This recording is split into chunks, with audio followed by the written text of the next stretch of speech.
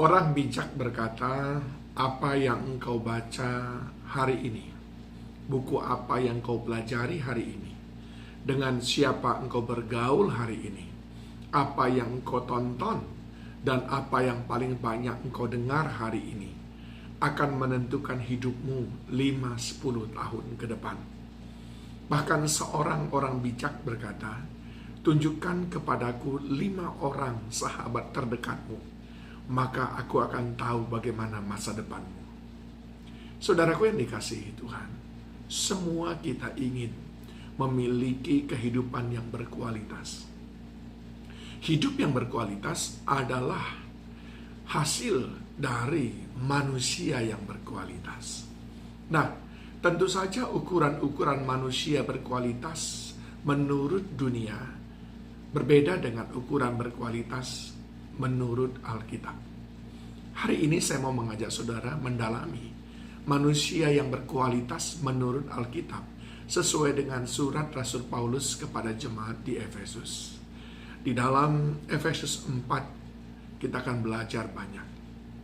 Paling tidak hari ini saya ingin menyampaikan ada 3 ciri manusia yang berkualitas menurut Paulus. Yang pertama adalah mereka yang hidup dalam pengenalan akan Allah. Efesus 4 ayat 17 dan 18.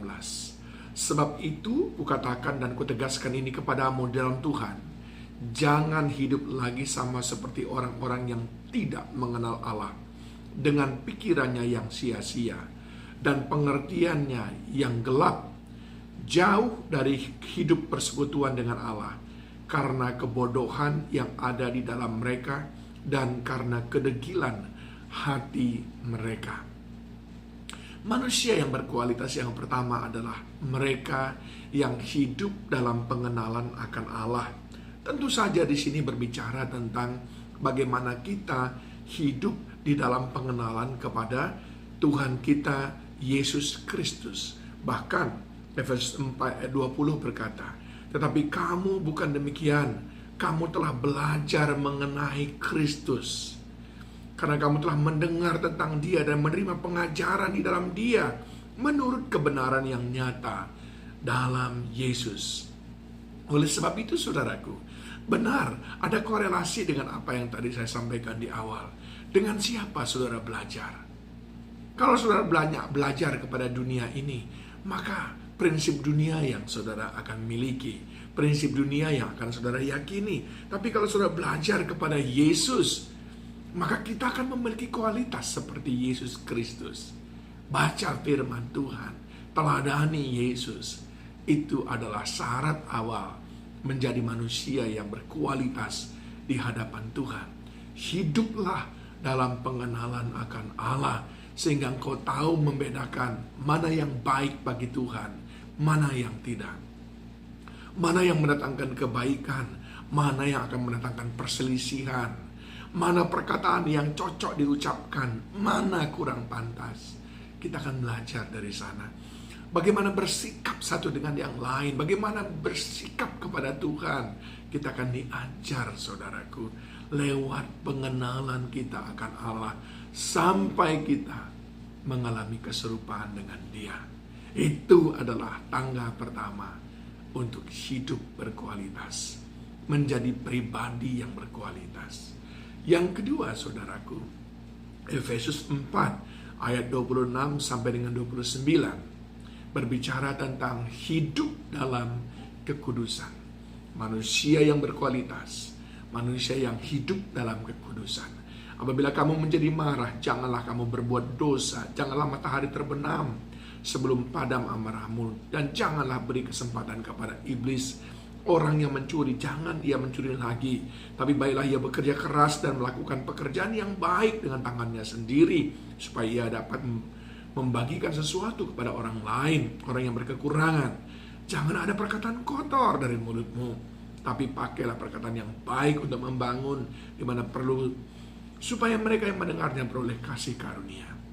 Ini berbicara tentang adanya perubahan sifat dan perilaku kita, perubahan kesukaan kita. Sebab manusia yang tidak berkualitas sukanya hal-hal yang tidak berkualitas. Tapi manusia yang berkualitas, dia suka hal yang berkualitas, hal yang bernilai tinggi, yaitu hal yang kudus. Kehidupan kita berubah. Itu adalah tanda kita mau menjadi manusia berkualitas. Segala kenajisan yang ditawarkan dunia ini sudah menjadi tidak menarik bagi kita. Itu tandanya saudara mau memiliki hidup yang berkualitas, yaitu hidup dalam kekudusan. Bahkan Efesus 4 ayat 30 berkata, dan janganlah kamu mendukakan Roh Kudus Allah yang telah memeteraikan kamu menjelang hari penyelamatan. Orang yang hidupnya berkualitas, orang yang menjaga perasaan Roh Kudus. Jangan sampai Roh Kudus kecewa, jangan sampai Roh Kudus berduka karena kelakuan kita yang tidak kudus. Saudara mau hidup berkualitas, cintai kekudusan. Dan yang terakhir, yang ketiga, saudaraku, hidup yang berkualitas adalah hidup yang menjadi berkat bagi sesama.